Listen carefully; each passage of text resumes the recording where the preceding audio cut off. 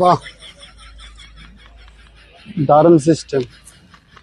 দেখছি মসজিদের মধ্যে আল্লাহ রাস্তায় পানি রাখি দেয় এভাবে, এখন এই বাংলাদেশেও রাখে।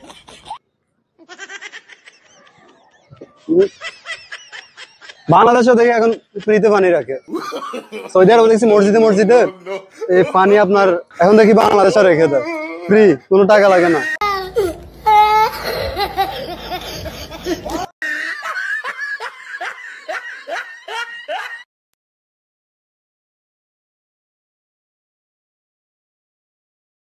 আচ্ছা মামা, আপনার পানিটা আমি নিয়ে চলে গেলাম, আপনি কিছু বললেন না যে?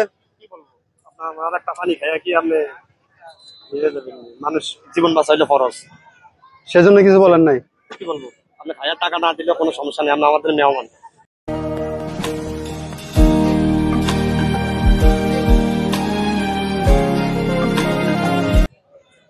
আপনার কথা অনেক খুশি হলাম, ধন্যবাদ।